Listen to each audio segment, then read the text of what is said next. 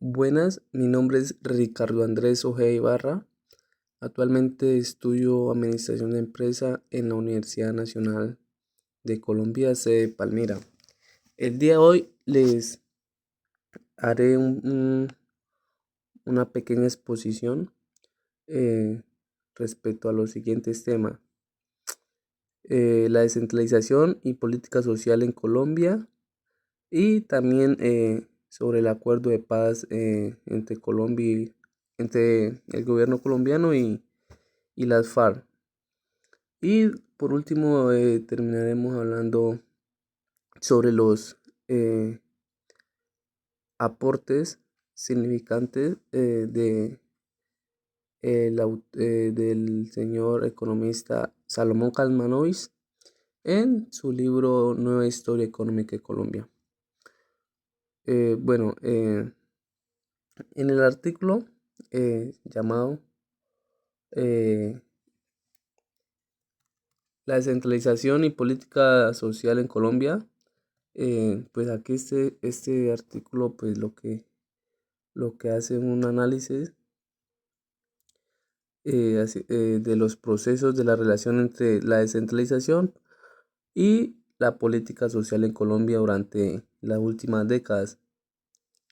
Balance que pues básicamente se hace a partir del análisis de las disposiciones adoptadas por el Estado en cuanto a transferencias de recursos hacia las entidades territoriales, en particular hacia los municipios, hacia los municipios de Colombia. Pues este texto pues también presenta eh, mostrar cómo en sus contenidos globales esa relación se hace más diáfana, pero a costa de una reducción sustantiva de los objetivos tanto de la descentralización como de la política social.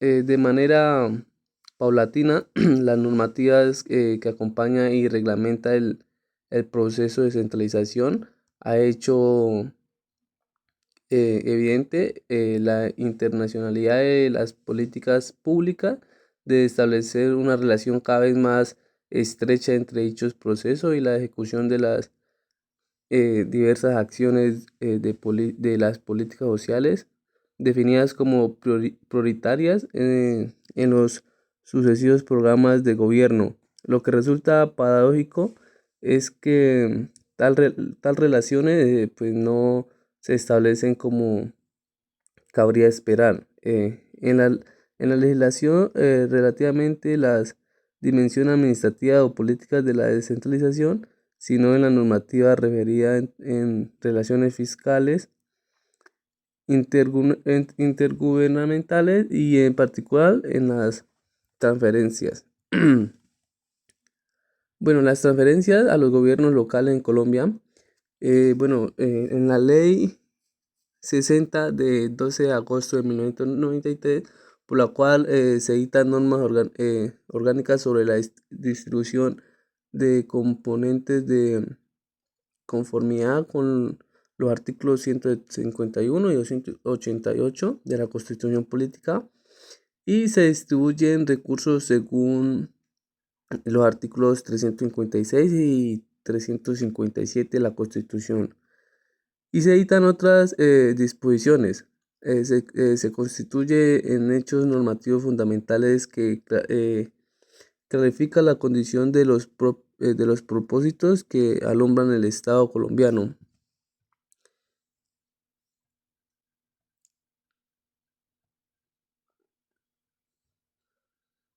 Bueno, como se señaló antes, esta coincidencia no representa una gran novedad, ya que eh, siempre ha estado ha estado un poco implícita en la normatividad relativa a las transferencias de recursos desde el nivel central del gobierno hacia las entidades subnacionales, y adoptan cambios en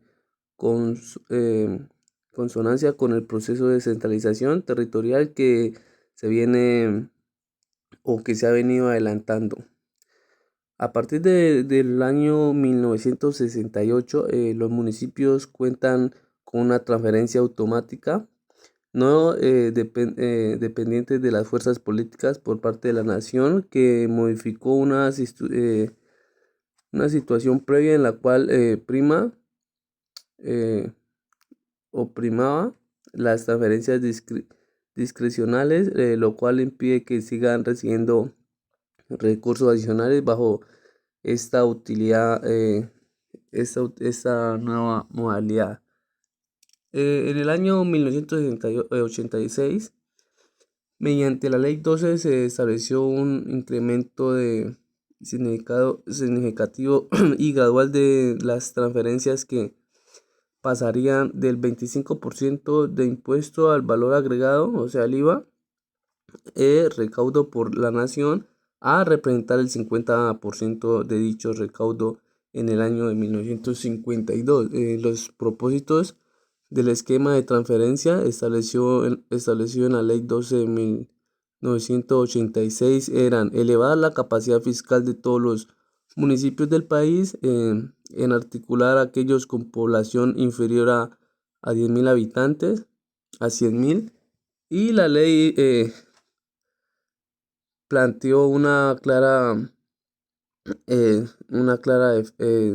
claro efecto restributivo en favor de los municipios menores, al orden que la mayor proporción de incremento en la transferencia se dirigió a este grupo de localidades. También otro propósito era aumentar la provisión de bienes y servicios públicos locales, en especie los relativos a infraestructuras físicas requeridas por los municipios, para así este propósito determinar que a partir del año 1898 el incremento de los recursos deberían disminuirse a inversiones en un amplio conjunto de sectores, determinando de manera explícita en el texto de la ley. Dentro de estos límites, los municipios podían definir la composición y el monto de las versiones destinadas a proveer los bienes y servicios cuya responsabilidad recayeran en las instancias establecidas, y que éstas fueran consideradas prioritarias para su población. También aumentar el esfuerzo fiscal local, para lo cual la ley determinó que en la fórmula de distribución se considerara un factor de esfuerzo basado en el comportamiento del recaudo del impuesto predial. De este modo se aspira a premiar aquellos municipios cuya tarifa efectiva de recaudo del impuesto predial fuera superior a la tarifa efectiva del conjunto del municipio. Esta ley no contempló criterios algunos de pobreza u otros variables como factor a considerar para que la distribución de los recursos entre los municipios respondiera en alguna medida a las diversas eh, requerimientos que caracterizaban a los municipios colombianos. La única exigencia establecida fue en términos de localización del gasto, al determinar que deberían presentarse un plan de investigación para justificar el uso de los recursos, lo cual normalizó con el decreto de la Ley 77 de 1987, reglamenta de la Ley 12. Bueno, hablando un poco más de este artículo, respecto a la evolución reciente de la política social colombiana, durante los últimos años, las políticas sociales colombianas vienen siendo objeto de una profunda reconceptualización dentro de los procesos de intervención del Estado, que se traduce en un em, en un acentuado recorte de de sus ámbitos y acciones y de aplicación, y estos que se encuentran en su expresión más clara en las formulaciones que con respecto a ella se consiguen en el plan de desarrollo. La ley Revolución Pacífica se orientó la administración del expresidente Gaviria. Como toda política, como toda política,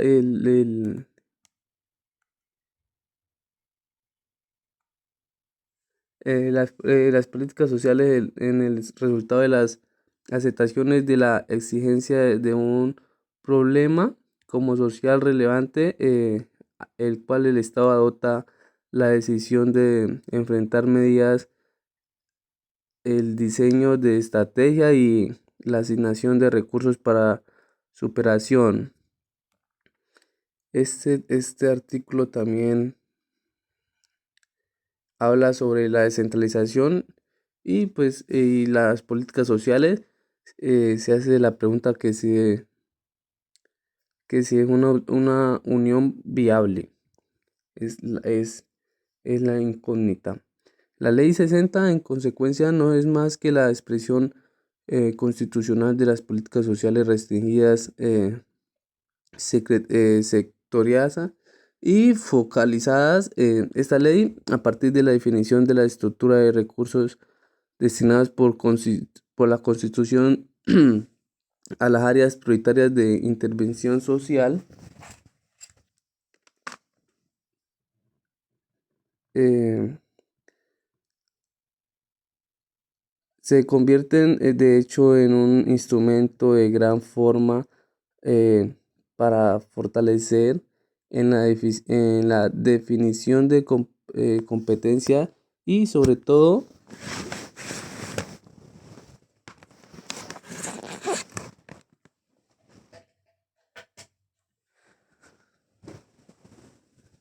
en la redistribución de las autonomías de los entes subnacionales en cuanto a sus posibilidades de emprender esquemas coherentes e integrales de definición de las políticas públicas.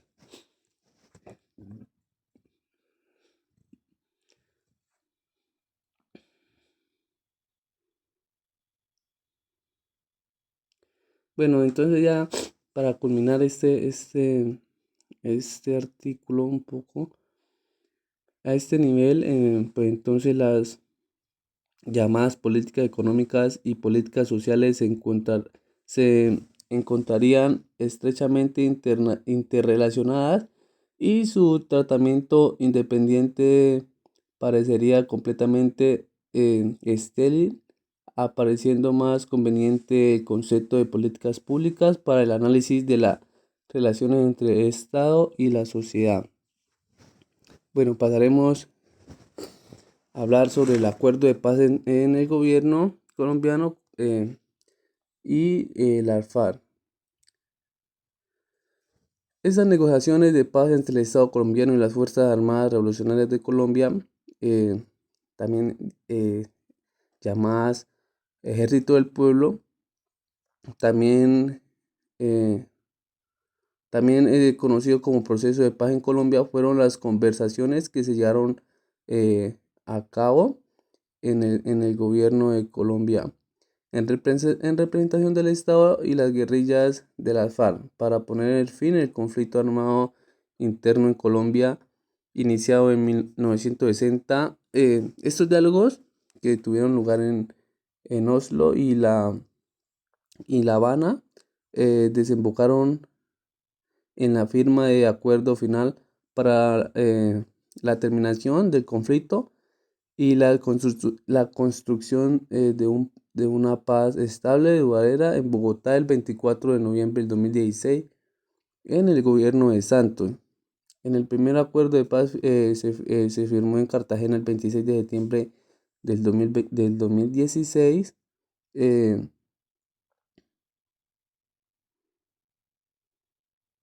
Esto debía refrendarse en Colombia en un plebiscito en que los ciudadanos debían votar sí o no. El resultado final fue una victoria para el no, con 50,2% en la votación contra el 49,7% votos por el sí, lo que obligó al gobierno a renegociar el acuerdo tomado en consideración a las objeciones de los opositores, de acuerdo a la que creó incertidumbre sobre la aplicación legal del acuerdo 8910.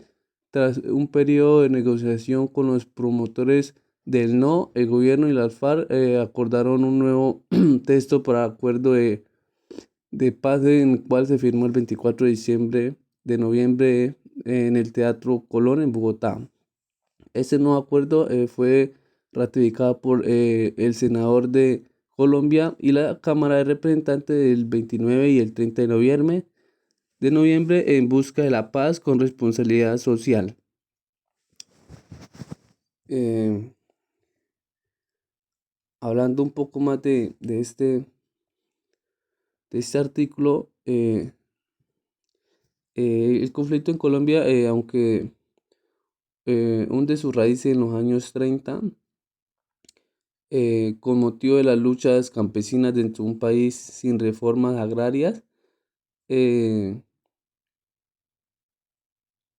inició formalmente en 1964. Ello se debe a que fue en mayo de 1964, en un contexto de guerra militar del Estado sobre una serie de municipios, soliviando por la utopía marxista y en armas frente al abandono institucional y el olvido gubernamental, cuando tuvo lugar la Operación Soberana, conocida vulgarmente como Operación Marquetalia.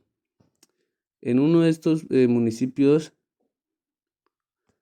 Planadas, en el sur de Tolima, se erigía la República Independiente de Marquetalia, de modo que entre mayo y junio de los años 1964 y 2004, 2.400 soldados trataron de reinstaurar el orden público y la legalidad frente a poco más de 150 campesinos levantados en armas. Esto fue publicado en la revista Semana en 1999. El conflicto es extensible a otras regiones cercanas de los departamentos de Huila, Tolima y Cundinamarca.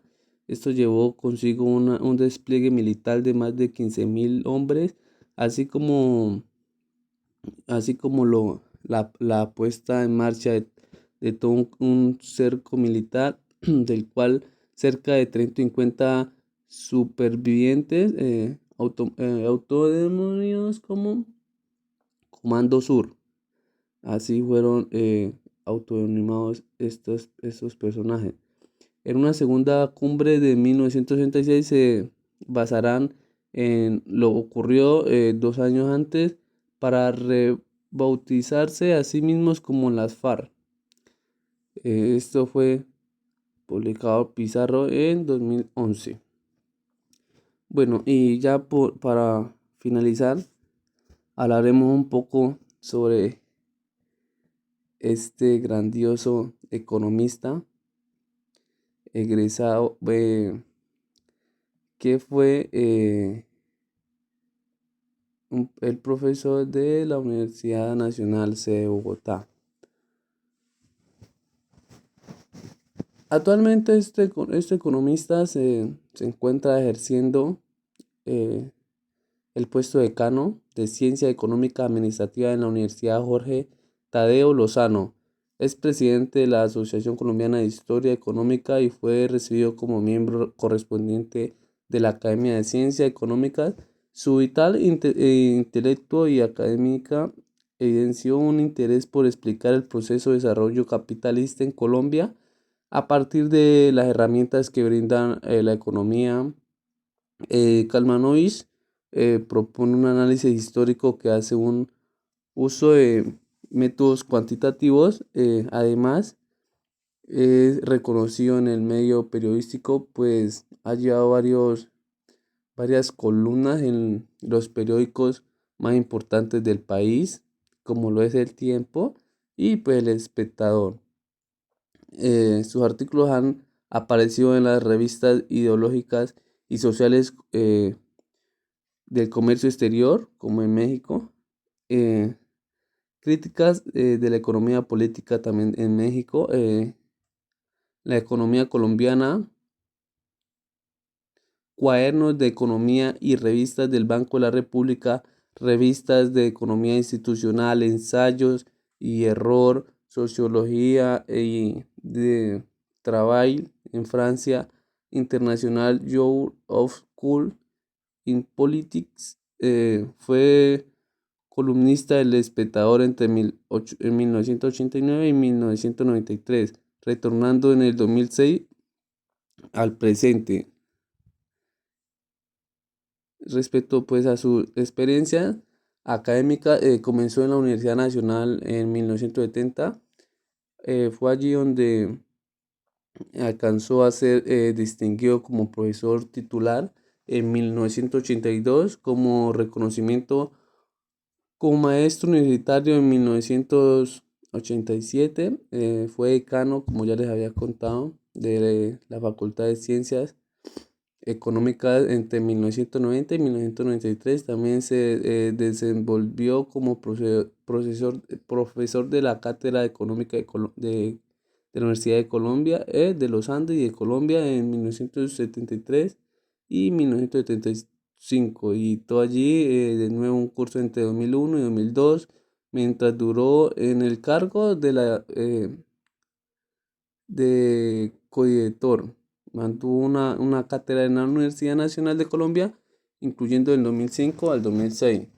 También fue nombrado coordinador de la Junta Directiva del Banco de la República en 1993. Allí asumió eh, decisiones de la política monetaria y control de la inflación, y desarrolló temas de derechos institucionales y económicos que dieron lugar a numerosas publicaciones. Su participación fue hasta el 2005.